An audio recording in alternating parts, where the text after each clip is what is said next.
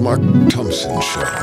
I'm excited to talk to an author. This guy's super smart. He's done a lot of stuff, and maybe we'll get into some of what he's done. But the most recent thing he's done is written a novel called Deadpan, and he's a screenwriter and a best-selling author. But this one is this funny novel about, I mean, I say it's funny. It's about hate speech and bigotry. I don't mean to laugh through that. I mean, like a serious subject, but it's satire, and so in that spirit, these subjects are skewered in novel form.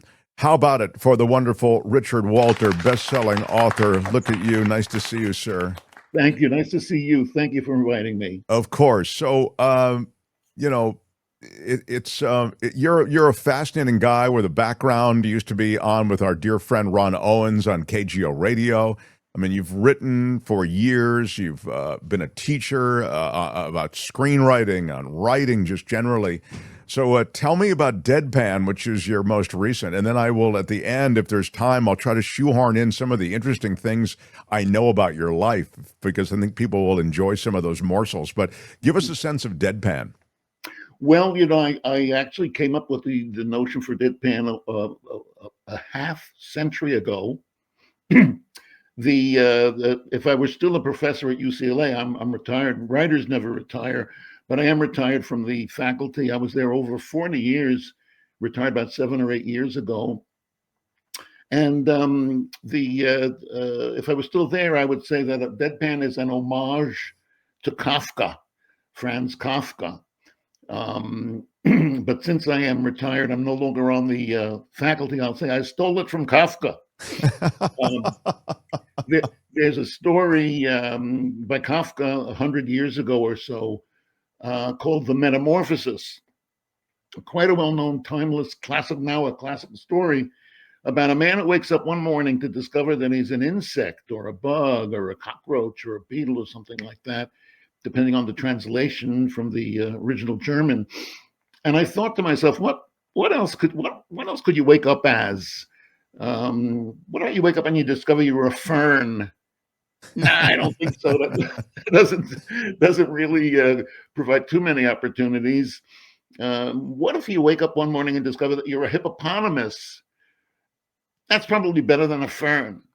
But I thought best of all would be you wake up one morning and discover that you're the world's most popular, best known, best loved stand-up comedian. And when you try to explain, you find yourself on stage in Vegas at a main room with thousands of people in the room, and you try to explain who you are. And as you do so, as our protagonist, I call him Dwight Bridges in that life.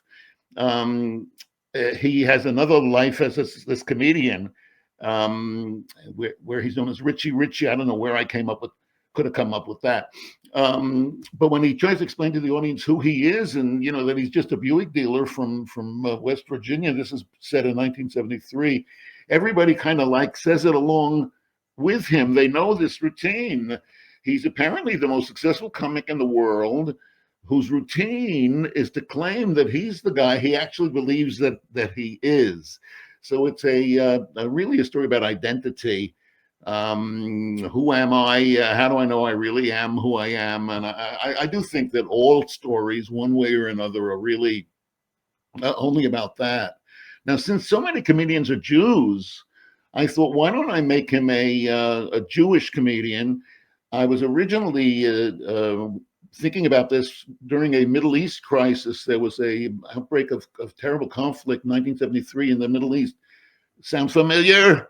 And there were gas lines. There was a disruption in international oil supplies, and there were gas lines. People had to wait in line at gas stations all around the world. Americans are not really good at waiting in line for gas. Yeah, we're not good with that.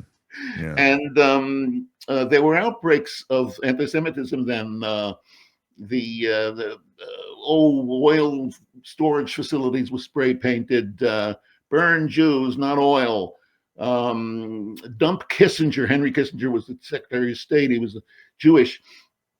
And so I decided to make the guy who becomes this comedian, this Jewish comedian, and something of a vaguely anti-Semitic character. He's not an arsonist. He's not a rapist. He's not a murderer, but he does subscribe to the various tropes. He's more And of a run-of-the-mill anti-Semite. yeah, Yeah. if you can call it that, sure. So that and that's the, in a way, the fun of it, if you will, the twist of it is that, he then has metamorphosed into this entertainer, even as he's a Jewish entertainer, Yes. and even as he, of course, carries in him this Jew hate, or at least whatever, however you want to, anti-Semitism, however you want to characterize it. Yes, that's quite right. He finds himself in this unfamiliar life, and he wants to get out of it. He's people are not buying Buicks. He has a Buick dealership in rural West Virginia. These are gas guzzlers, and nobody's buying them. And his business is going to hell. And he wants somebody to blame. And who's better at being blamed for things than Jews? His friends, some friends of his, get him involved, but he doesn't really know about it. They kind of bring him along, and he's ignorant of what they're about to do. But they desecrate a synagogue. They don't burn it to the ground. They don't harm anybody, but they do spray paint hateful slogans on it. And we talk about not stereotyping. Not having cartoon images of people, and people like me, that is to say, advantaged, educated, cultured intellectuals. I mean, I'm an author, and I'm a retired professor as a tenure. Yeah, you're an academic. Yeah, yes. Right. We don't realize we have markers ourselves, and prejudices. For example, most of the people I know, they hate cops. I do not. I think there were some good cops, and I think we've given away the romance to the other side, and so to speak. I mean, romance around law enforcement, you mean? Well, I mean patriotism, love of one side has that, the other just side in general, you think the kind of the okay. Yeah. So you're saying the liberal dance has kind of become this thing. Yeah, and liberals like me, not me, but like me,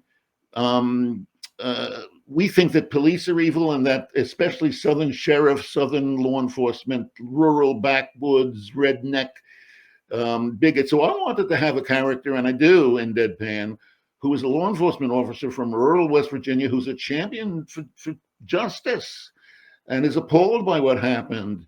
And I've always told my writing students that what you should do is figure out what's about to happen, and don't have that happen, have something else happen. Oh, that's great. Try to keep surprising people. And when this guy, the more so I wanted to have a sheriff who, when the rabbi and the sheriff meet, the sheriff shows up at the synagogue that's been desecrated. It's the rabbi who's saying, "Leave this alone. This is not, this is nothing compared to what happens to us. You'll just stir up more hate and so on." But no, this guy is a champion for justice. He wants to find out who did this, and that's the reverse of what you might have expected in the regular world. Now, in this other life that he's trying to get out of it, we try to get away from what's unfamiliar to us. But he's this multimillionaire comedian, and people are cheering him. They're throwing money at him. The agencies and the industries, they're throwing girls. Yeah, he's like the world's most popular comedian. So why should he go back to be maybe he'll just take this identity. But the police officer is tracking him down across the country, and finally he comes to trial. He is captured, so to speak, and he's put on trial. And the guys who did for the synagogue desecration of the synagogue, and his friends, when they testify, they lie, they perjure themselves, and they say, his co-conspirators. He thought it all up. It was all his idea when he didn't even know about it at all, but we did go along with it. And that's what this is about. It's about how we go along with things. And when he comes to testify, to our surprise, to the reader's surprise, I hope, he says, yes, he also purchased himself. He says, it's true. These guys, they didn't know what they were. It was all my idea. It's my fault. And he takes all of the blame onto himself. And that way, in a way, becomes a Jew. He becomes the most powerful Jew who ever lived. Who's that? Jesus Christ. Christians tell us that he came here to take upon himself the sins of others, us. So in a kind of a metaphorical way, that has happened to our protagonist here. It's a mega twist. I love it. Thank you. Yeah, I have to ask you because our time is so short, but because you're a screenwriter and you've taught screenwriting and you've sort of been counsel and mentor to screenwriters along the way, when you write a novel like this one, satirical, well-developed characters, twists along the way, do you think, or do you even want maybe this to have another life in cinema or around some kind of other presentation like that? I can't imagine there were too many writers who honestly would not like to sell their books to the movie industry. I would love to. But you don't. I guess what I'm getting at is you don't write with that in mind, do you? No, you're right. When one writes, when one does any kind of art, one tries to keep the mind out of it altogether. There's only one thing that you're trying to do, which is to tell a story. And to move that story forward. And you don't really know what it's about yourself until you look back at it. My first novel, I grew up in New York City, and I sang doo-wop in the streets when I was a teenager in the late 50s. And my buddies and I, we tried to make we made a demo, and we tried to find a label for it, and we never did succeed at that. But we learned to sing in harmony and live in harmony. And I mentioned that because that was the subject of my first novel. It's called Barry and the Persuasions, many years ago now. I mentioned it only because I read a review of it that said that it was they characterized it as an adolescent coming of age, a loss of innocence story, an adolescent rite of passage. And when I read that, I thought, yes, that's right. That's exactly what it is. But it was only then that I realized that that's what indeed it was. If you set out with some idea in mind, you're doomed, because the mind is very important. Rationalization and intellect, thinking, very, very important in our lives, a very important place. But art is not that place. Literature is not that place. This is a place for feelings. I can't tell you how many times people seem to confuse reality these days. We spend so much time on screens that people don't really know what's real anymore and what's not. But what you described and some of what happens in Hollywood is sort of the pitch, the reducto that you do on it. Like, it's a teen coming of age. What, you know what I mean? Think, Dirty Dancing meets what I mean. They do the shorthand of Hollywood, the shorthand of creativity, and so that's what I was particularly interested in from the standpoint of your thinking. But that's not what you do. Like you might, and I've worked with screenwriters before and worked with other producers before for other kinds of projects, and you kind of lay out acts, you lay out maybe it's note cards, maybe it's poster board, whatever it is. And you follow your characters, and you have kind of, it almost looks like those crime yarns on corkboard. But what you're saying is no, you have an idea and then you kind of let it run. Is what you seem to be saying. I used to think that writing, let's say a movie, and here's the movie, and you put stuff in there. And then I came to a second of three phases. Now that I'm elderly, I have a third phase. But the second phase was no, you're not putting stuff there. The stuff's already there. You're taking stuff away and revealing what is there. You're really finding your story. I never worked with a writer, and few people on the planet kind of worked with more writers than I did in my function at UCLA. But also I've worked as a script doctor, giving notes in the industry to writers, sometimes who want me to ask the hard questions before the producer asks them, and sometimes producers themselves would ask me. And I never knew a writer who had not had the experience repeatedly of hearing a character say something that he thought she must have thought of herself, or taking an action that was a surprise. When you're, I don't mind if you have an outline, but when that outline runs off the rails, that's good. The rails are no fun. It's off the rails that really plays, and that people really respond to.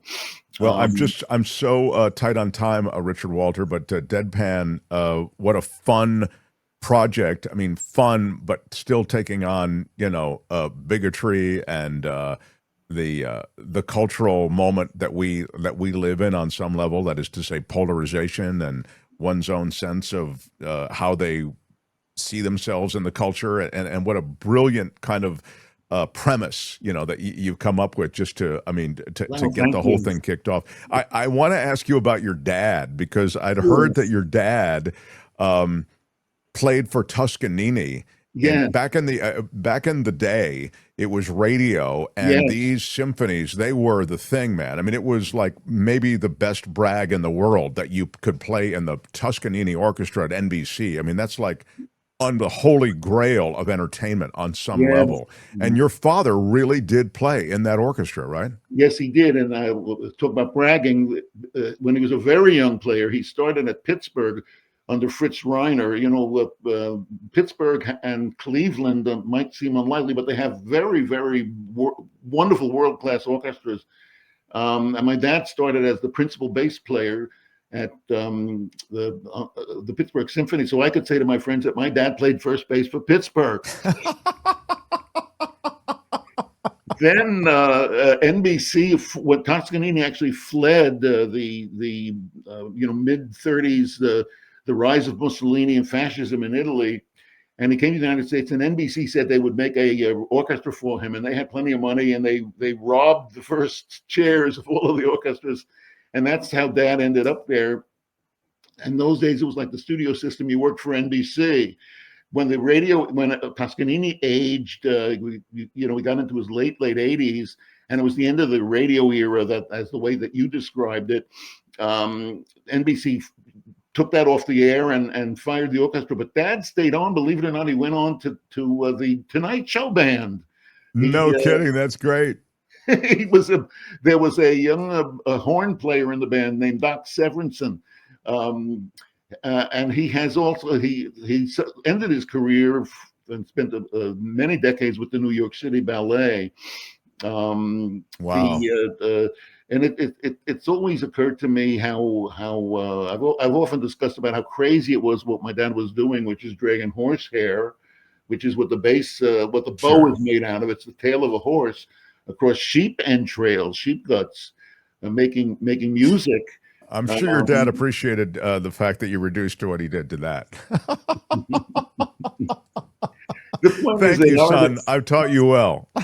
Art is crazy, and artists, writers, whatever their medium, whatever their format is, they shouldn't expect it to flow reasonably. And I mean, I thought screenwriting. Imagine somebody comes up to you in the street, wide-eyed, and says, "Hey, excuse me, but I had this dream. I have to tell you this dream that I had." And let's say you're so generous and humane that you decide to let him do that instead of running for your life, which is what I would do myself. And what if that person says, "Okay, I'll tell you the dream, but there's two things you got to know before we get started. One is it's going to take 2 hours, and the other is I need $15 before I get started." You'd think, crank up the lithium on this guy's drip.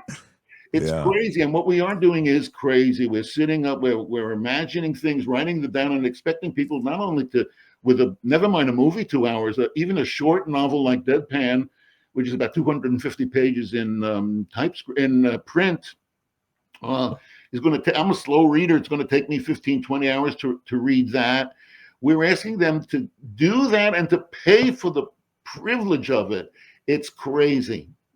Yeah, it's crazy, but it's art. And you do a kind of fun recharacterization of what it is, but of course it's not just, let me tell you a story. It's it's a form of entertainment that's well worth whatever money and time we sink into it. So I will have a link to your book, Thank you. Deadpan, Richard Walters' latest, and congratulations on everything. It's really Thank a kick you. to talk to you, Richard, and I wish you all the very best on things. Bless your heart. Thank you so much. Richard good Walter, luck to you. everybody. Bravo. Deadpan. The Mark Thompson Show. Hi, it's Mark, and I thought that was great. Hit the notification bell, you'll know whenever there's a new video being dropped, and please subscribe to our channel to help us save the universe.